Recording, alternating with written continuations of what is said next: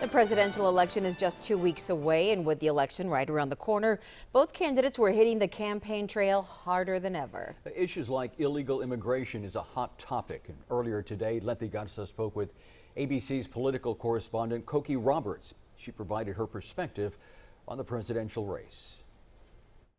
Immigration is among the most heated and debated issues of the 2016 presidential election. It is an issue that's complex and one that impacted the flow of Central Americans along our Texas-Mexico border. We talked with ABC political correspondent Cokie Roberts today about her take on the presidential election and its impact here in South Texas. Roberts tells me she remembers what happened in 2014 here in the Valley when the surge of Central Americans made their way north and into this area. Of course, what happened in 2014 that was so disturbing was that there were unaccompanied minors coming in large numbers, having taken very dangerous trips.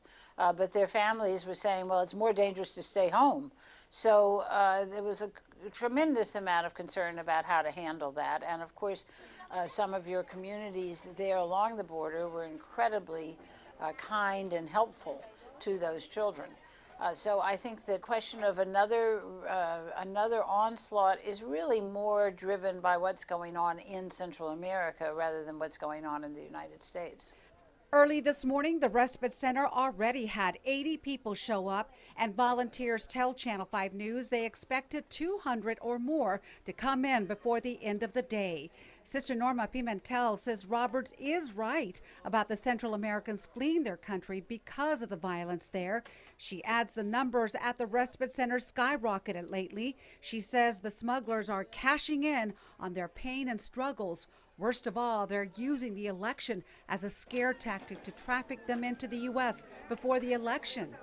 That's what Central Americans are telling her. Dicen que si él gana, todos los indocumentados lo va a estar para nuestro lugar. Roberts hones in on Trump's promise to build a border wall. It's a real fear for these people who cross the border illegally. Well, it's, you know, he says that he's going to build a wall and have Mexico pay for it, but it's hard to see how that would happen, and it certainly wouldn't happen immediately. So there, I suppose you could have a phenomenon of people saying, well, we better get there while we can. We're seeing that, by the way, right now in Cuba, in Florida with Cubans. Right. There are a lot of Cubans coming over who are saying, gee, you know, the rules might change because of the changed relationship between Cuba and the United States.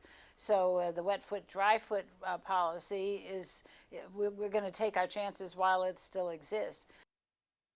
Roberts pointed out, compared to the rest of the states, Texas has always had a more cordial relationship with our neighbors to the south. She says she remembers when Sister Norma Pimentel was acknowledged by the Pope for her help with the thousands of immigrants she helped at the respite center. In the studio, Letty Garza, Channel 5 News at 10.